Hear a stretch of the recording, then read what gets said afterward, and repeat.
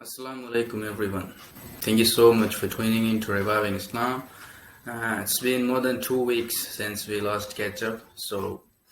And today I will speak in Hindi just because some people are requested, right. So today's topic is, what does Islam say about the spouses?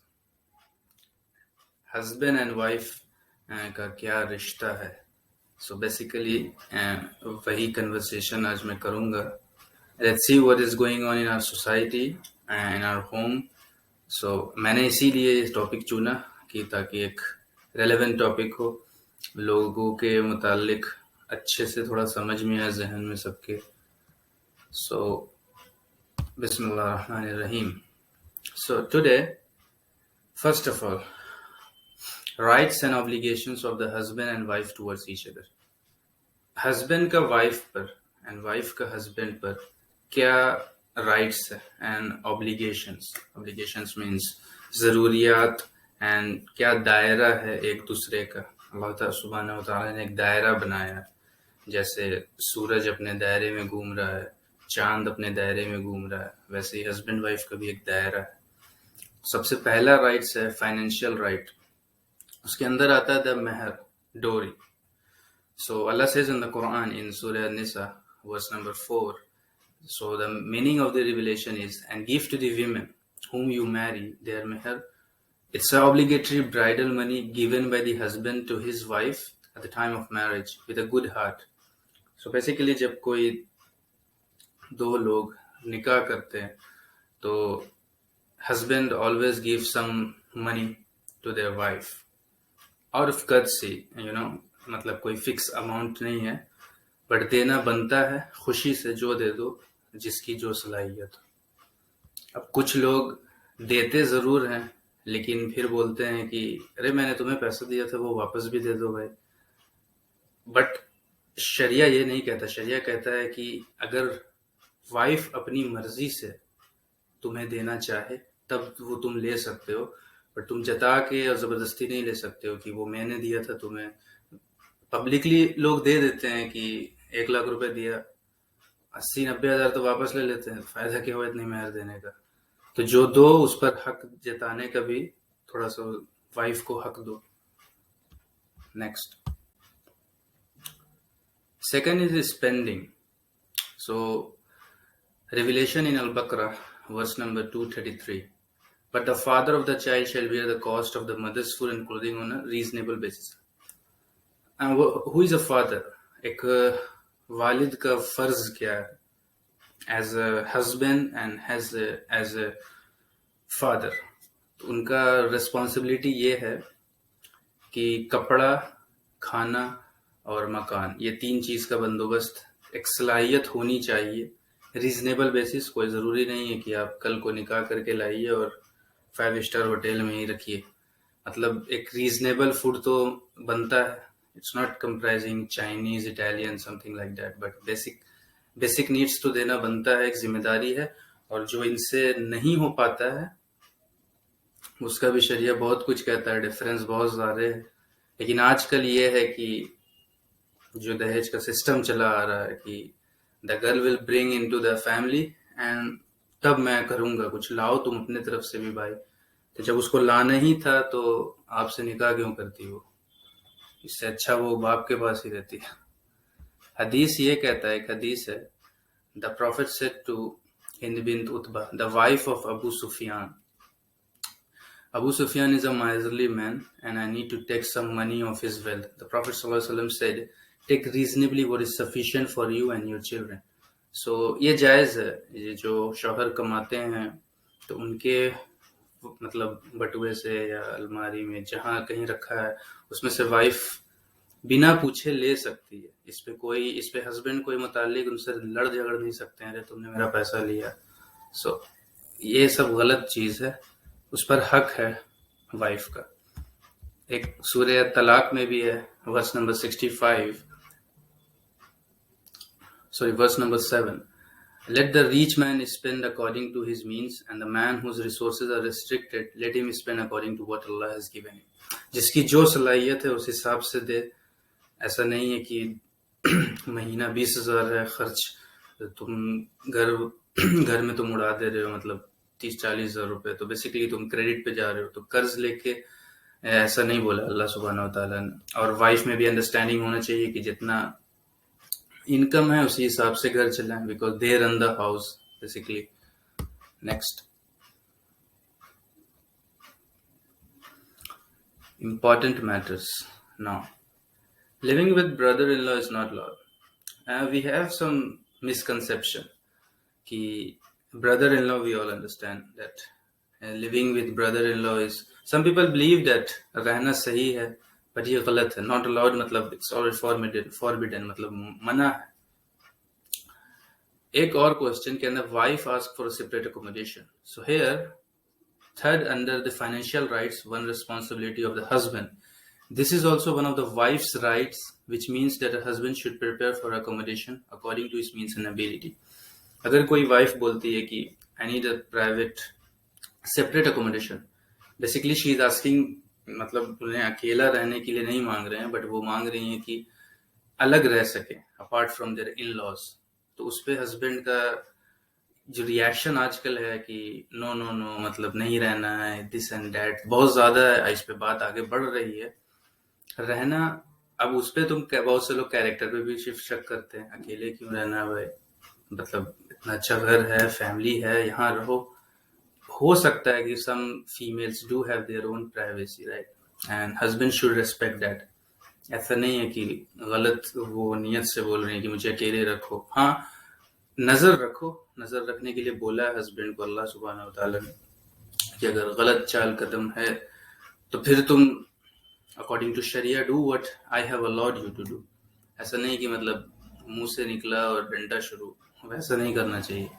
So, इससे related भी सूरह तलाक में है, verse number 6, lodge them the divorced women where you dwell according to your means.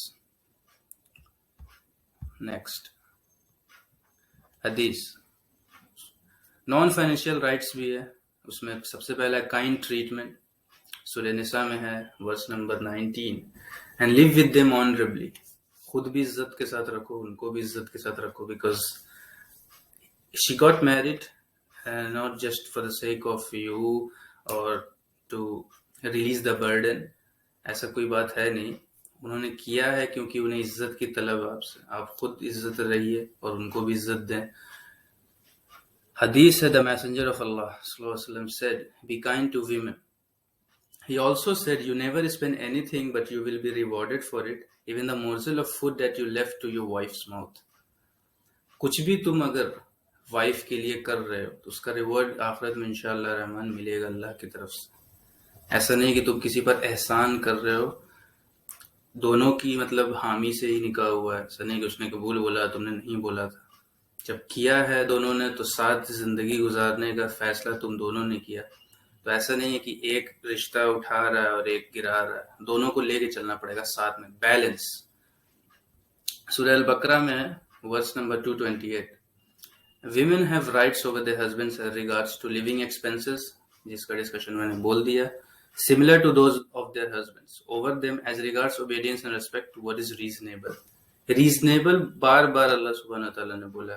कोई hi fi locality में hi fi घर, hi fi खाना, हाई फाई कपड़े मेंटेन करना कर्ज लेके हस्बैंड को, it's not allowed, it's not good also. That's why he is using the word reasonable. Next, not harming one's wife, second one is, so Allah subhanahu wa ta'ala says in Surah Nisa 34, men are the protectors and maintainers of women. So बहुत से लोग को misconception है, right, like हम protect कर रहे हैं women को, so we are special. No, the one who is guarding is not responsible or is not special. For whom you are guarding, she is special, right? And second is satisfies physical needs, obviously. आपने निकाह किया है तो आपको हो करना होगा। That's why, because many women are, getting दूसरी शादी, तीसरी शादी, because husband का fault है इसमें, basically. Last is fair treatment of co-wives. अगर आप एक से शादी ज्यादा कर रहे हैं तो ट्रीटमेंट्स फेयर रखिए, ऐसा नहीं कि वन को थोड़ा स्पेशल कैटेगरी में रखा और सेकंड वाली को नो। को वाइफ्स फेयर ट्रीटमेंट, हमेशा आप भी सुकून से रहोगे और वो भी अच्छे से रहेंगे और आखिरत भी आपकी बनेगी।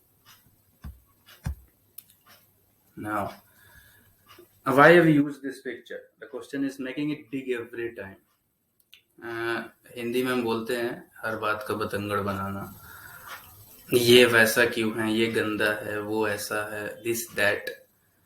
हर चीज को आदमी बढ़ा चढ़ा के आजकल हो रहा है, यही हो रहा है हर घर में। चीज इतनी सी होती है या इतनी सी होती है, लेकिन उस पर सीन ऐसा क्रिएट करते हैं, खास के main, not talking about women, sometimes do women, but ज्यादातर मेन बढ़ा चढ़ा के, मतलब उस पर बात इतनी बढ़ जाती है कि आप लोग खुद अकलमंद है, कहाँ कहाँ तक बात चली जाती है। Try to keep it simple sweet. Now मैं यहाँ पर फीमेल का भी पिक्चर लगा सकता था, बट मुझे अब ऐसा लगता है कि वो है नहीं। मूड स्विंग्स जो आजकल है मर्द हजरात का ज्यादा हो रहा है in comparison to women. I have seen with my naked eye in various places, house, even my own far relationships, you know, parent side, mother side, father side. So I've seen mood swings बहुत ज्यादा है मर्द का, मतलब पल में, कैसे बोलते हैं हिंदी में, तो पल में शोला, अपने पल में Shabnam. That is what we are doing. So next, control your anger. ज़रूरत है ख़ास के आजकल के मर्द हजरात को थोड़ा सा, ये जो क्या बोलते हैं, मैं थोड़ा हार्श लैंग्वेज यूज़ कर रहा हूँ, सॉरी से, वायर जैसे इलेक्ट्रिक वायर्स होती हैं जो कनेक्ट होती हैं तो इलेक्ट्रिक सिग्नल्स क्रिएट होती हैं। तो मुझे ऐसा लग रहा है आजकल कि ये दिमाग में भी कुछ काम हो रहा है इलेक्ट्रिक सर्किट तरह का, कि पल में तो I am very good, I am very sweet towards my spouse, but पल में ऐसा मतलब हाई टेम्पर हो जाता है and lose our everything, and मतलब कुछ भी बोल देते हैं। जबान तो मतलब इतनी निचली तर तक फिसल जाती है when talking to someone's wife और या ओन वाइफ, लेडीज। खत्म है मामला हमारा तो, खास के मर्द हजरात का। मतलब पहले होता था कि मूड स्विंग्स होता था विमेन का, अब सब चीज हम कर रहे हैं। ब्लेम स्टिल गोइंग, मतलब सोसाइटी में तब भी अभी भी बोला जा रहा नहीं, फॉल्ट है विमेन।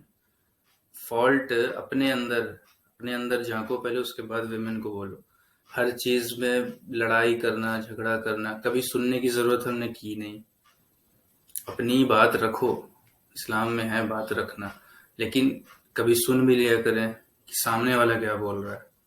कम से कम बाहर में तो टेम्पर लूज हो ही जाता है, तेरी माँ तेरी बहन कर ही देते हैं हम लोग छोटी छोटी बात पर, बट जिससे निकाह किया थोड़ी सी तो इज्जत दें, थोड़ी सी तो सुने बात को। मतलब कभी कभी वो भी चिड़चिड़ा जाती हैं, ऑब्वियसली ह्यूमन नेचर है, बट अब पता तो चले मतलब वो कंप्लेन कर क्यों रही है। हम सुनते ही नहीं है, बस वहां से रिएक्शन, एक्शन थोड़ा सा स्टार्ट हुआ, यहाँ से रिएक्शन कहाँ तक चला गया, बस वो सुटकेस बांध के घर से निकलने तक नौबत आ जाती है। तो अब फिर हम बोलते हैं कि she is my wife, I love her very much and I want to walk with her in जन्ना। रियली ऐसे बिहेवियर रखेगा तो आप कहीं नहीं वॉक कर सकते हैं उसके साथ। Next, so there are two scenarios, right? What happens when you boast, speak rudely to her at home? तो इसका फायदा उठाएंगे आपके दिगर रिश्तेदार कि मतलब अपनी बीवी का तो वो सगा हो ही नहीं सका, इज्जत करते ही नहीं है। तो और एवरी फैमिली, हर फैमिली में कुछ रिलेटिव्स ऐसे होते हैं जो आपके टेम्पर लूज होने का, आप दोनों के रिश्ते का वायर जो है कट करने का बड़ा बीच से साफ मजा उड़ाते हैं, और वही होता है जब आप घर पर ऐसे करते हैं। दूसरी बात, बच्चे भी क्या तरबियत होगी, father is like that, how kids will be grown up then. दूसरी चीज, what happens when you get angry in public. Feminism word कहाँ से आया, कभी हमने गौर करने की कोशिश नहीं की। हम कंप्लेन करते हैं फेमिनिज्म, एवरीवन फेमिनिज्म फेमिनिज्म, हमने ही तो इजाद करवाया है। आप सबके सामने जलील करिएगा उसको, औरत को, वेमेन को, तो 4 लोग इकट्ठा होंगे, 4 से 40 से 400 से 4000 से 4 लाख 4 करोड़ और आज मिलियन बिलियन पीपल है वर्ल्ड में, जो कि फेमिनिज्म ऐसे कितनी ऑर्गेनाइजेशन बन गई है, raise your voice, speak against men, तो वो अपनी जगह पर सही हैं, क्योंकि आप अपनी जगह पर सही नहीं। अगर आप अपनी जगह पर, आप अपने घर के दायरे में रहें और अपने घर के दायरे की इज्जत करें, तो बाहर वाला कभी ये पोस्टर लेके ना खड़ा रहे। तो हमने दावत दिया फेमिनिज्म वर्ड को बेसिकली। नेक्स्ट,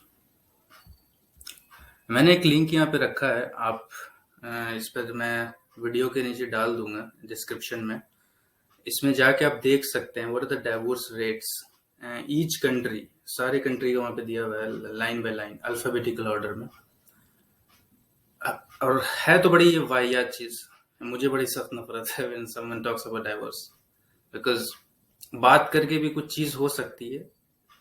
अल्लाह सुब्हानहू व तआला ने बोला लास्ट स्टेप रखना डिवोर्स को, बट हम क्या कर रहे हैं, हम पहले रख रहे हैं आजकल।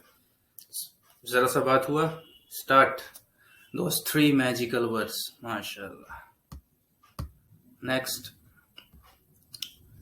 सेपरेशन के बारे में अल्लाह सुब्हानहू व तआला क्या फरमाता है, तो सूरह बकरा में 226, 227 verse and also 229, so those who intend to divorce their wives shall wait 4 months, it is a cooling off period।